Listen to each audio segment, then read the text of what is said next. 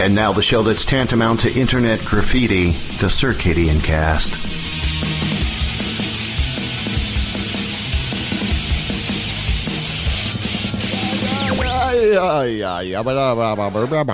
Hey, welcome back. The Circadian Cast. It is the show dedicated to original music, and on this edition, this is our words spoken edition. It is still important what you say and how you talk to yourself. I think that's probably the most important thing. No matter what anybody else says, it's more important what you say to yourself. So be careful with all that stuff out there. And on this edition, literary greats, go through a rundown. Dylan Thomas, William S. Burroughs, Robert Frost, a little bit of Allen Ginsberg in there, and Charles Simic.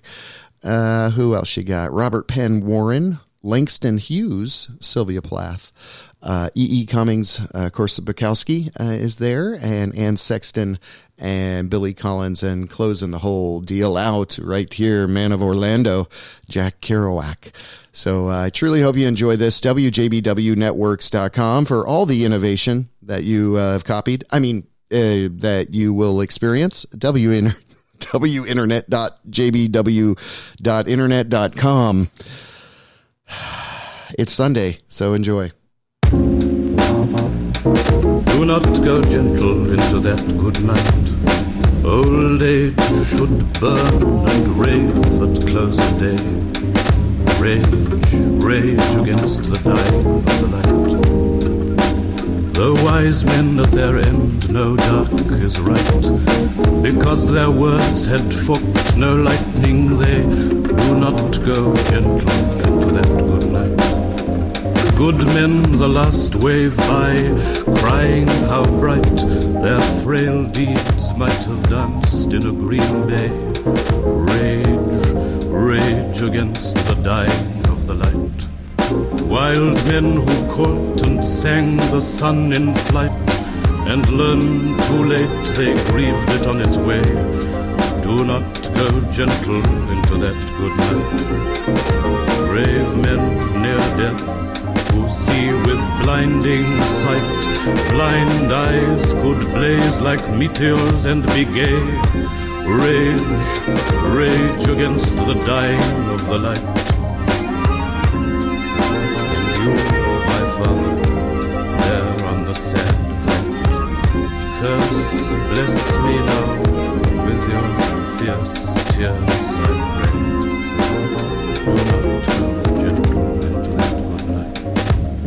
Rage, rage against the dying of the light.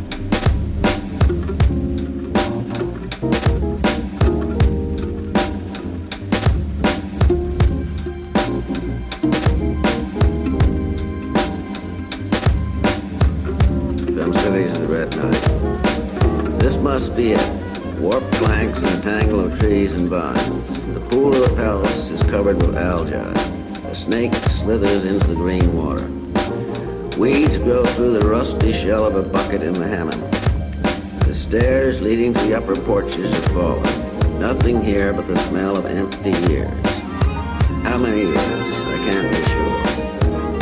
I'm carrying a teakwood box with a leather handle. The box is locked. I have the key, but I will not open the box here. I will take the path to Dink's house. Sometimes paths last longer than roads. There it is on the beach, just as I remember it. Sand has covered the steps and drifted across the floor. Smell of nothing and nobody there. I sit down on the sand-covered steps and look out to the harbor at the ship that brought me here and that will take me away. I take out my key and open the box and leaf through the yellow pages. The last entry is from many years ago. We were in Panama waiting for the Spanish. I'm back in the fort watching the advancing soldiers through a telescope, closer and closer to death. Go back, I'm screaming, without a throat, without a tongue. Get in your galleons and go back to Spain. Hearing the final sonorous knell of Spain as church bells silently implode into Sisters of Mary, communions, confessions. Paco, Joselito, Enrique. Father Kelly is giving them an absolution. There's pain in his voice. It's too easy. Then our shells and mortars rip through them like a great iron fist. A few still take cover and return fire. Paco catches a bullet in the chest. Sad, shrinking face, he pulls my head down as the gray lips whisper, "I want the priest." I didn't want to write about this or what followed. Guayaquil, Lima, Santiago, and all the others I didn't see. The easiest victories are the most costly in the end. I have blown a hole in time with a firecracker. Let others step through. Into what? Bigger and bigger firecrackers. Better weapons lead to better and better weapons until the earth is a grenade with a fuse burning. I remember a dream of my childhood. I am in a beautiful garden. As I reach out to touch the flowers, they wither under my hands. A nightmare feeling of foreboding and desolation comes over me as a great mushroom-shaped cloud darkens the earth. A few may get past the gate in time. Like Spain, I am bound to the past.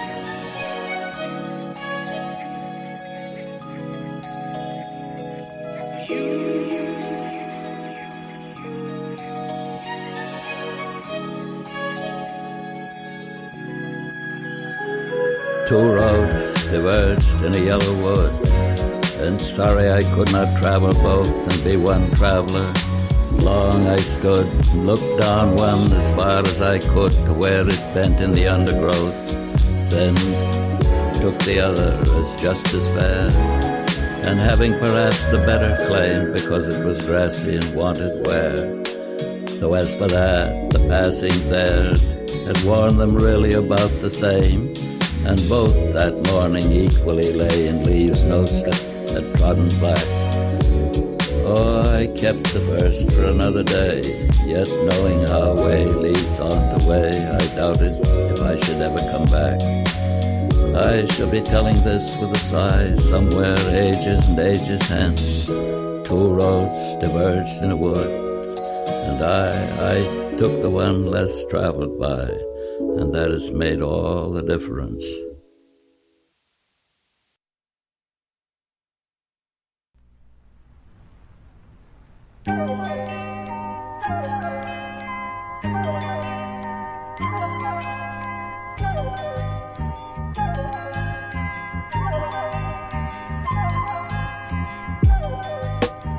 A supermarket in California. What thoughts I have of you tonight, Walt Whitman. For I walk down the side streets under the trees with a headache, self-conscious, looking at the full moon. In my hungry fatigue and shopping for images, I went into the neon fruit supermarket dreaming of your enumerations. What peaches and what penumbras, whole families shopping at night. Aisles full of husbands, wives in the avocados, babies in the tomatoes. And you, Garcia Lorca, what were you doing down by the watermelons? I saw you, Walt Whitman, childless, lonely old grubber, poking among the meats in the refrigerator and eyeing the grocery boys. I heard you asking questions of each. Who killed the pork chops? What price bananas? Are you my angel? I wandered in and out of the brilliant stacks of cans, following you, and followed in my imagination by the store detective. We strode down the open corridors together, in our solitary fancy, tasting artichokes, possessing every frozen delicacy, and never passing the cashier. Where are we going, Walt Whitman? The doors close in an hour. Which way does your beard point tonight? I touch your book and dream of our odyssey in the supermarket. Feel absurd. Will we walk all night through solitary streets? The trees add shade to shade, lights out in the houses. We'll both be lonely. Will we stroll dreaming of the lost America of love past blue automobiles and driveways home to our silent cottage? Ah, dear father, gray-beard, lonely old courage teacher, what America did you have when Sharon quit poling his ferry and you got out on a smoking bank and stood watching the boat disappear on the black waters of Lethe.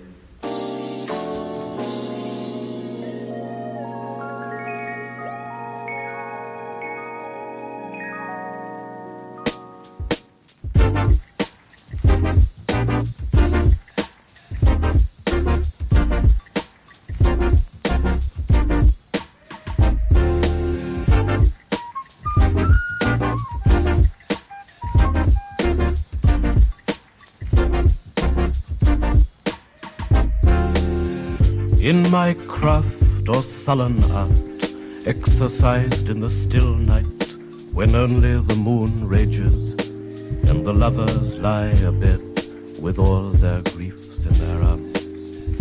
I labor by singing light, not for ambition or bread, or the strut and trade of charms on the ivory stages, but for the common wages of their most secret heart. Not for the proud man, apart from the raging moon I write on these spindrift pages, nor for the towering dead with their nightingales and psalms, but for the lovers, their arms round the griefs of the ages, who pay no praise or wages, nor heed my craft or art.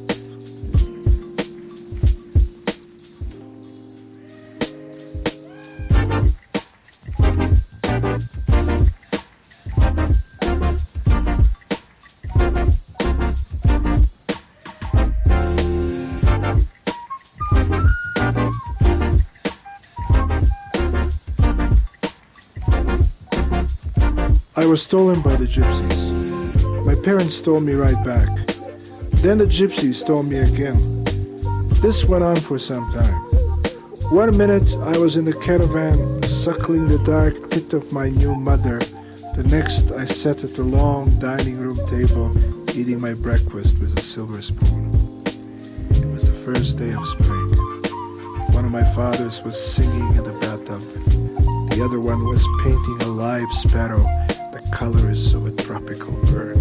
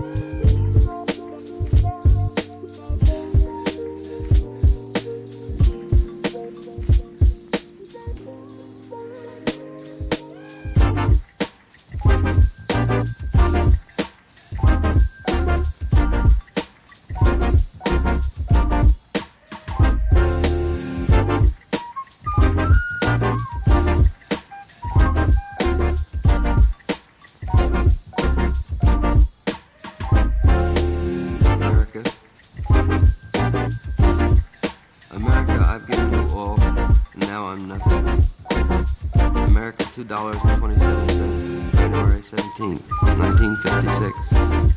I can't stand my own mind. America, when will we end the human war? Go fuck yourself with your atom bomb. I don't feel good, don't bother me. I won't write my poem till I'm in my right mind. America, when will you be angelic? When will you take off your clothes? When will you look at yourself through the grave? When will you be worthy of your million Trotskyites?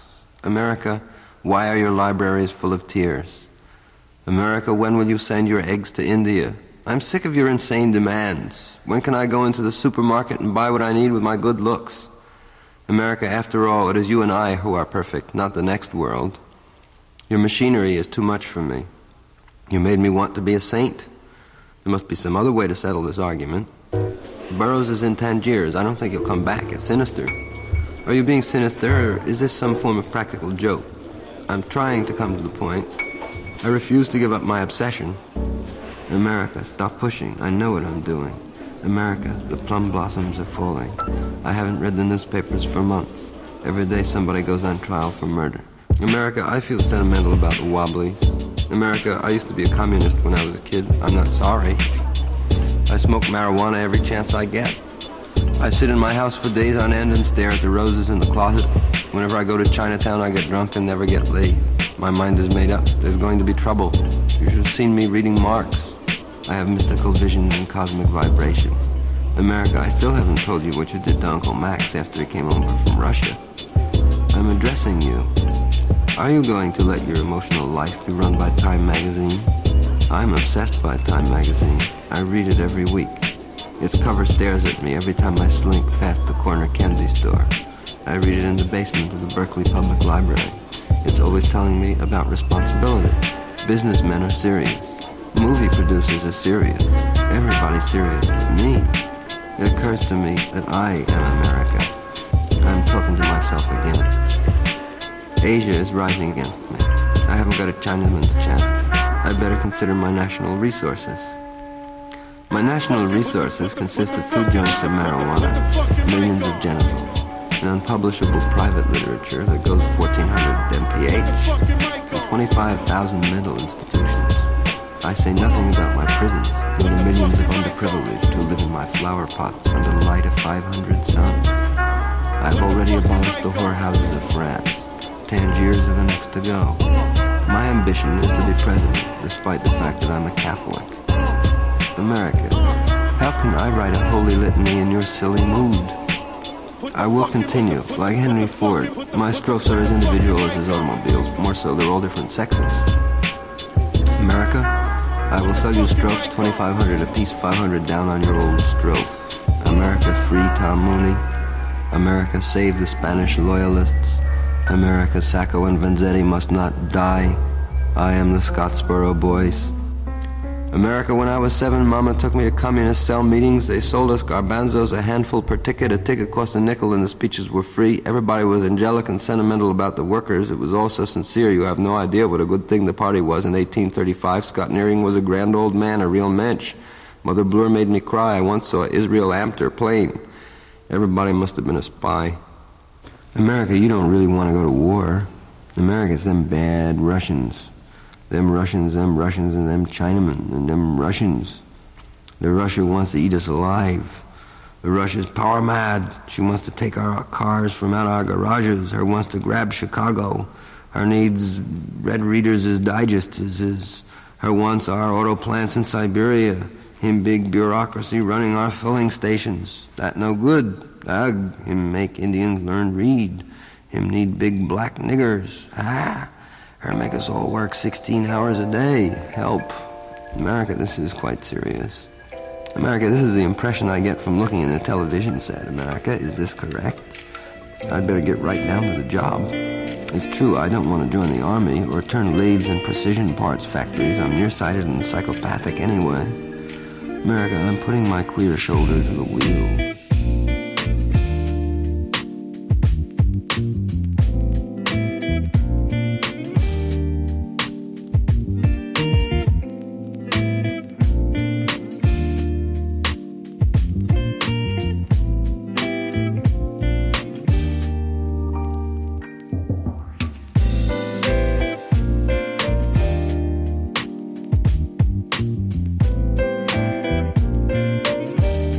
Love recognized.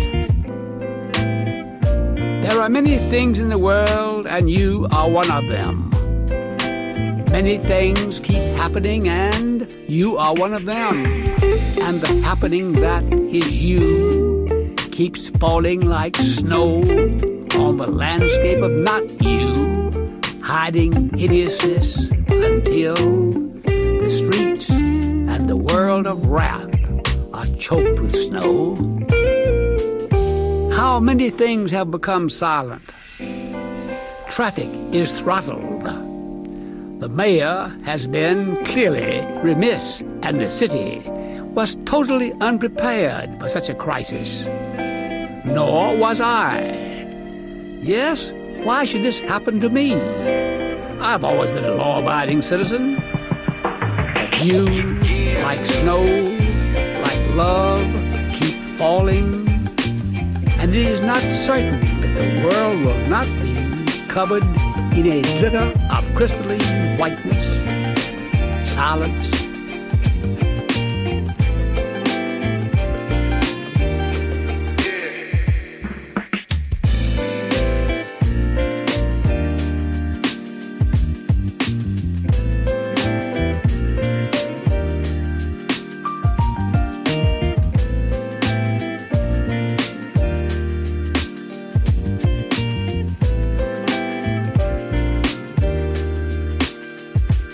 I've known rivers. I've known rivers ancient as the world and older than the flow of human blood in human veins. My soul has grown deep like the rivers.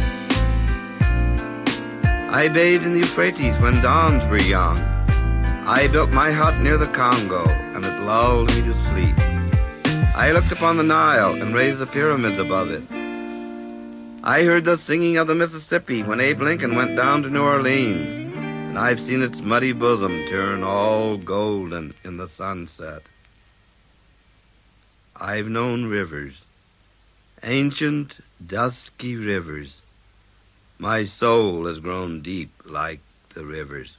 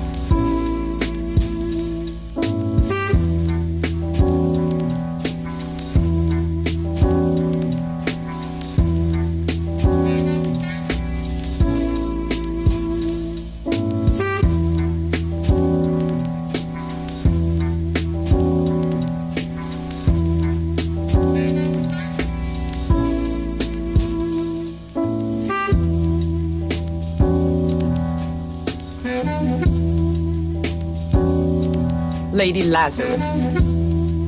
I have done it again. 1 year in every 10 I manage it. A sort of walking miracle. My skin bright as a Nazi lampshade. My right foot a paperweight. My face a featureless fine Jew linen. Peel off the napkin, oh my enemy. Do I terrify? Yes, yes, Herr Professor, it is I. Can you deny the nose, the eye pits, the full set of teeth? The sour breath will vanish in a day. Soon, soon the flesh the grave cave ate will be at home on me, and I a smiling woman. I'm only 30, and like the cat, I have 9 times to die. This is number 3. What a trash to annihilate each decade, what a million filaments. The peanut-crunching crowd shoves in to see them unwrap me hand and foot, the big strip tease. Gentlemen, ladies, these are my hands, my knees. I may be skin and bone, I may be Japanese. Nevertheless, I am the same identical woman. The first time it happened, I was 10. It was an accident. The second time I meant to last it out and not come back at all. I rocked shut as a seashell. They had to call and pick the worms off me like sticky pearls. Dying is an art, like everything else. I do it exceptionally well. I do it so it feels like hell. I do it so it feels real. I guess you could say I've a call. It's easy enough to do it in a cell. It's easy enough to do it and stay put. It's the theatrical comeback in broad day to the same place, the same face, the same brute, amused shout, a miracle that knocks me out. There is a charge for the eyeing of my scars. There is a charge for the hearing of my heart. It really goes. And there is a charge, a very large charge, for a word or a touch or a bit of blood or a piece of my hair or my clothes. So, Herr Doctor. So, Herr Enemy. I am your opus. I am your valuable. The pure gold baby that melts to a shriek. I turn and burn. Do not think I underestimate your great concern. Ash, ash, you poke and stir. Flesh, bone. There is nothing there. A cake of soap, a wedding ring, a gold filling. Hear God, hear Lucifer. Beware, beware.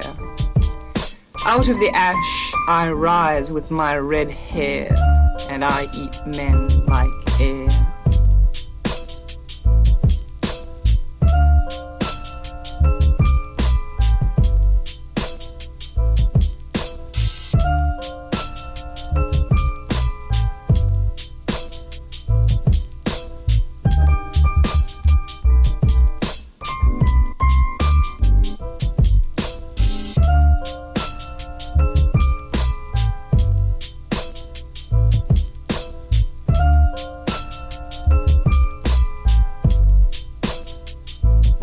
Pity this busy monster, man unkind, not.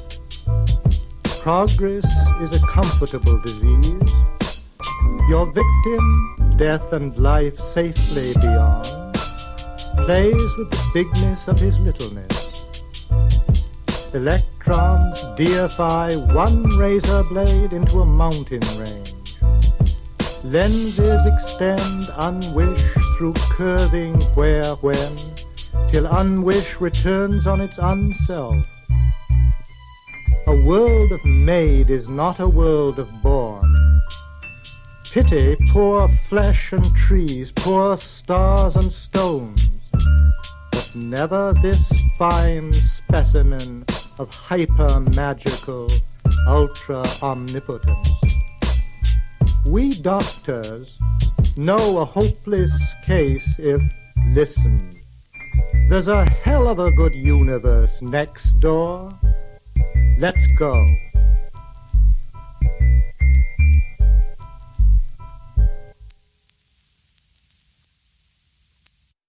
I was born to hustle roses down the avenues of the dead.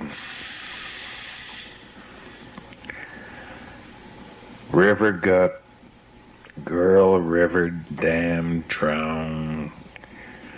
People going in and out of books and doors and graves. People dressed in pink, getting haircuts and tired, and dogs in Vivaldi.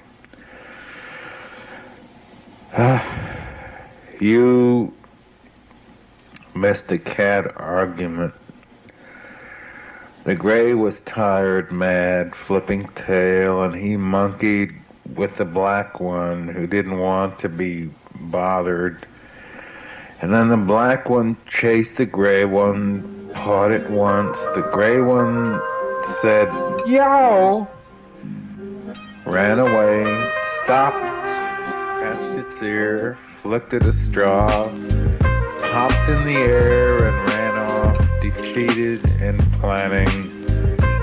As a white one, another one ran along the other side of the fence, chasing a grasshopper. Somebody shot Mr. Kennedy. The best way to explain the meaning of concourse is to forget all about it or any meaning at all. Is just something that grows or does not grow, lives a while and dies a long time. Life is weak. The rope around a man's neck is stronger than the man because it does not suffer. It does also not listen to Brahms, but Brahms can get to be a bore and even suffering when you are locked in a cage with sticks almost forever. I remember my old man raged because I did not sweat when I mowed his lawn twice over while the lucky guys played football or jacked off in the garage. He threw a 2x4 at the back of one of my legs, the left one. I have a blood vessel that juts out an inch there now, and I picked up the log and threw it into his beautiful roses and limped around and finished the lawn, not sweating, and 25 years later I buried him. It cost me $1,000. He was stronger than I was. I see the river now, grass fish limping through, milk blue, She's taking off her stockings. She's beginning to cry. She looks at me. She's crying. My car needs 2 new front tires.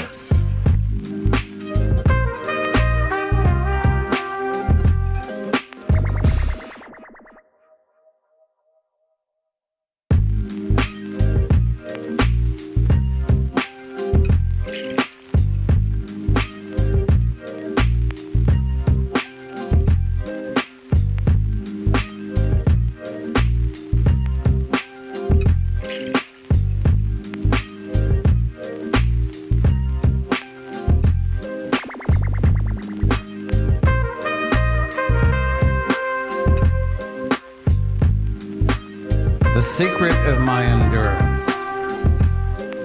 I still get letters in the mail, mostly from crack-up men in tiny rooms with factory jobs or no jobs, or living with whores or no women at all. No hope, just booze and madness. I get most of their letters on lined paper, written with an unsharpened pencil or in ink, in tiny handwritings that slant down to the left. And the paper is most often torn, usually halfway up the middle. And they say they like my stuff. I've written from where it's at. They recognize it truly. I've given them some chance, some recognition of where it's at. It's true, I was there, even worse off than most of them. But I wonder if they realize where their letter arrives. Well, it is dropped into a box on a wire fence, behind a 6-foot hedge, and a long driveway to a 2-car garage, rose garden, fruit trees, animals, a beautiful woman, mortgage about half paid after a year's residence, a new car, 2 cars, fireplace and a green rug 2 inches deep, with a young boy to write my stuff now. I keep him in a 10-foot square cage with a typewriter. Feed him whiskey and raw horse. Belt buckle him pretty good 3 or 4 times a week. I'm 60 years old now, and the critics say my stuff is getting better than ever.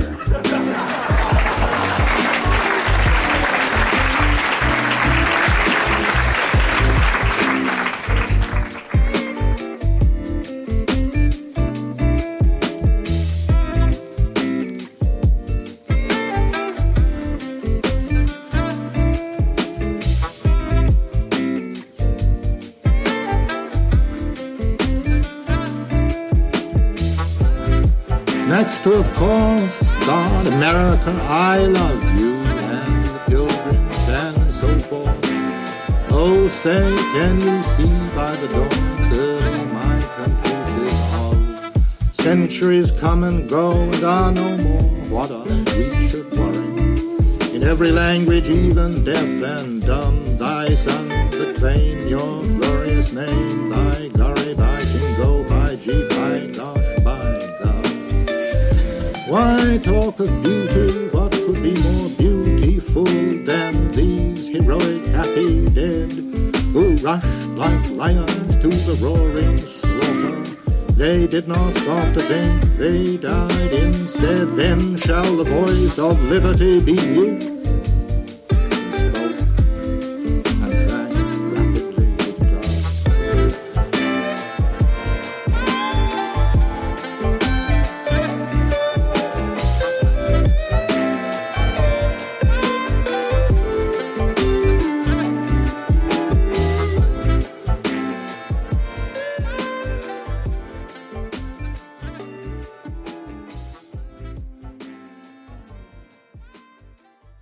I too sing America. I am the darker brother. They send me to eat in the kitchen when company comes, but I laugh and eat well and grow strong. Tomorrow, I'll be at the table when company comes. Nobody'll dare say to me, eat in the kitchen then. Besides, they'll see how beautiful we are and be ashamed. I, too, am America.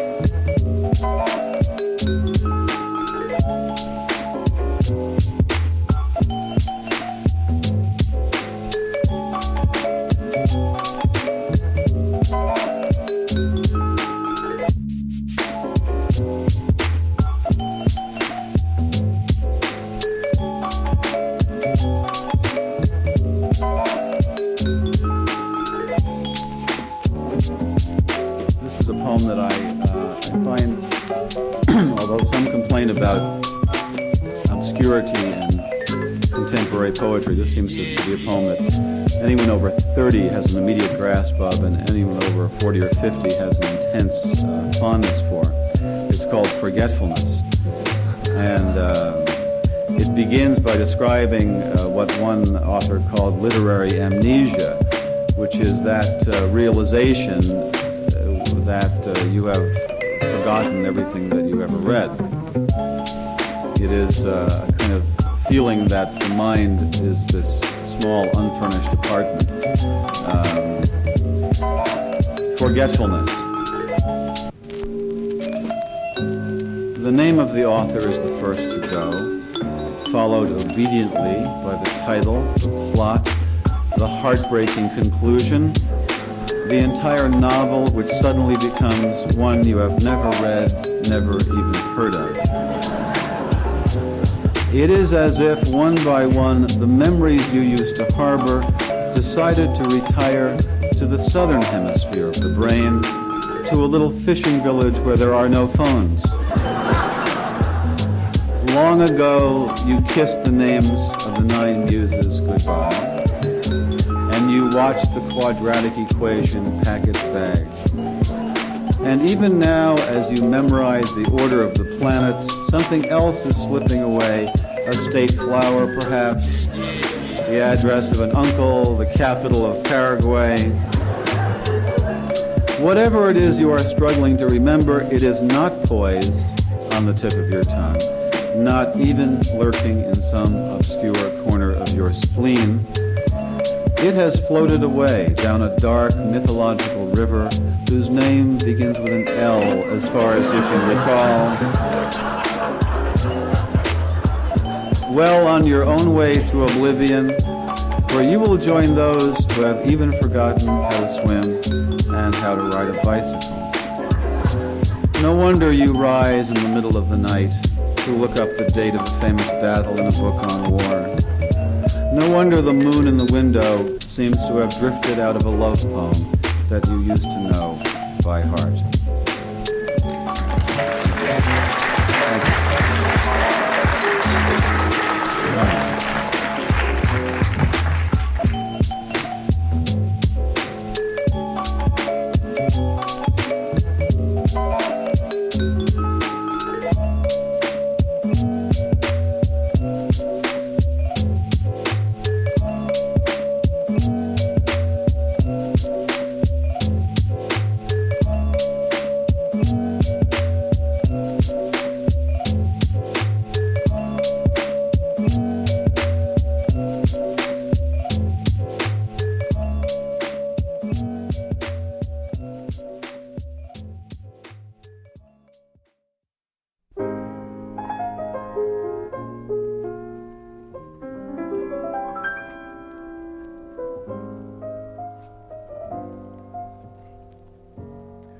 There was a little alley in San Francisco, back of the Southern Pacific Station at 3rd and Townsend, in red brick of drowsy, lazy afternoons with everybody at work in offices.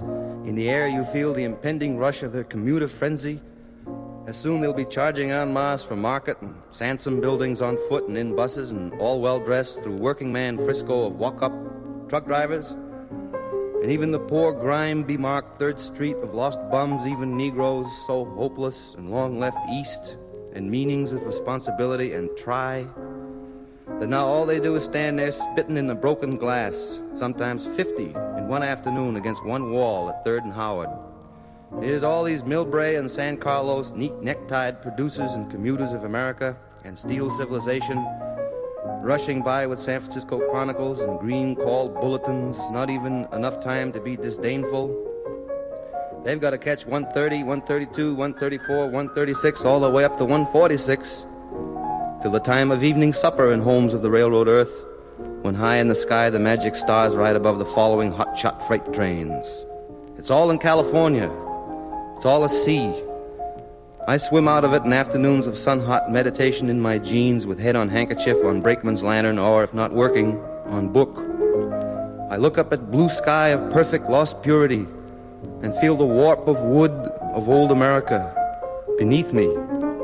And I have insane conversations with Negroes in second-story windows above, and everything is pouring in. The switching moves of boxcars in that little alley, which is so much like the alleys of Lowell, and I hear far off in the sense of coming night that engine calling our mountains. But it was that beautiful cut of clouds I could always see above the little SP alley, puffs floating by from Oakland, or the gate of Marin to the north, or San Jose south. The clarity of Cal to break your heart. It was the fantastic drowse and drum hum of lum-mum afternoon, nothing to do. Old Frisco with end-of-land sadness. The people, the alley full of trucks and cars of businesses nearabouts. Nobody knew or far from cared who I was all my life. 3,500 miles from birth, all opened up, and at last belonged to me in great America. Now it's night in 3rd Street.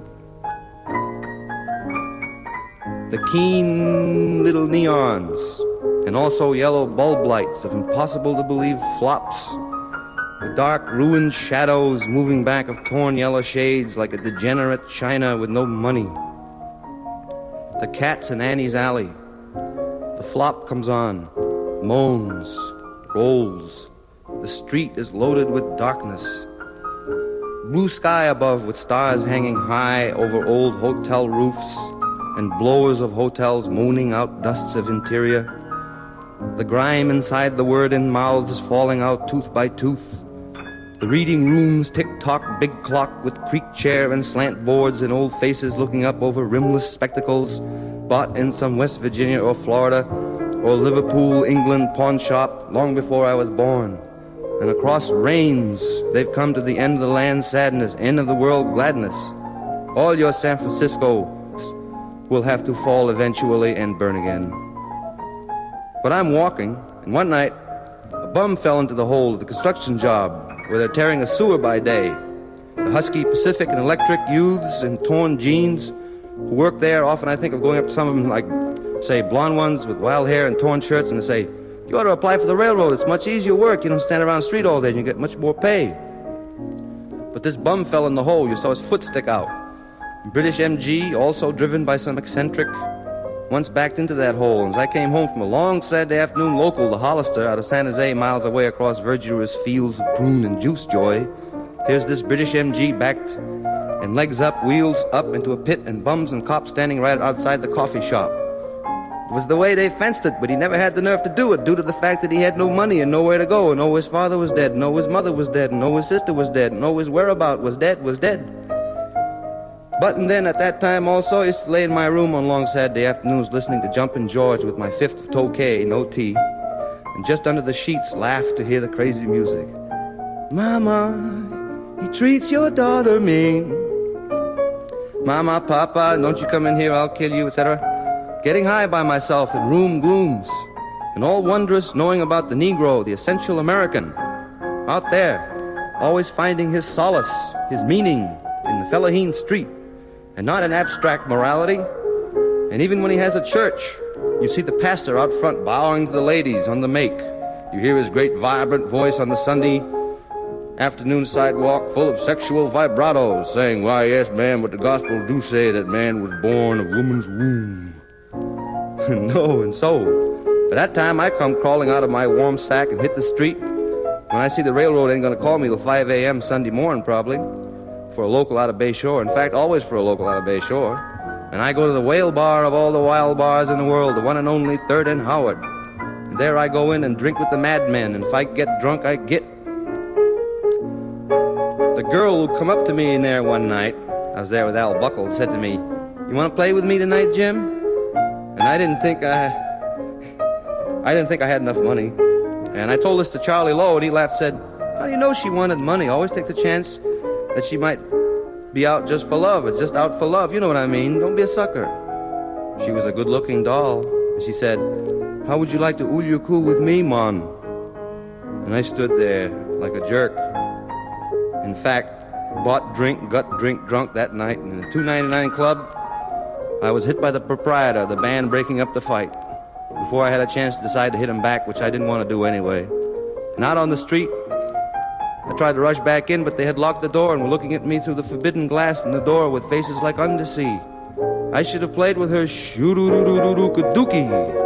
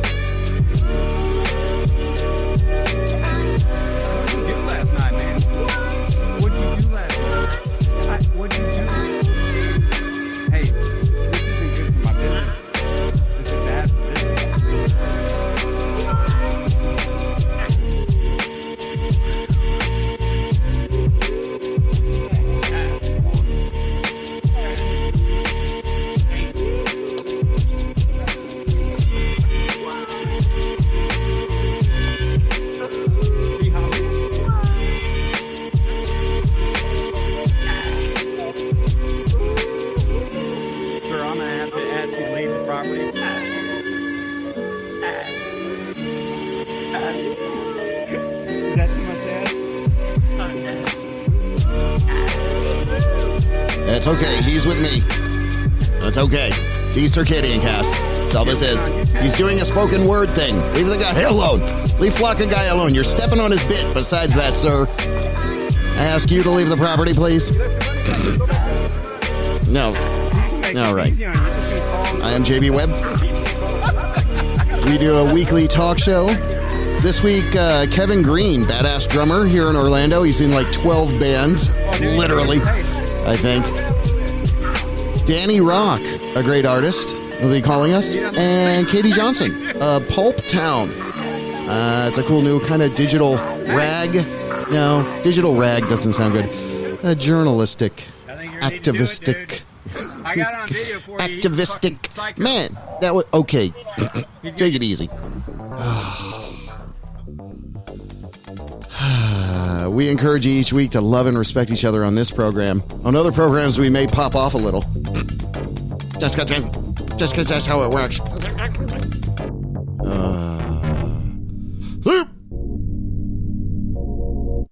WJBW, Orlando, Florida. The first quasi-radio web show. Wow. Yeah.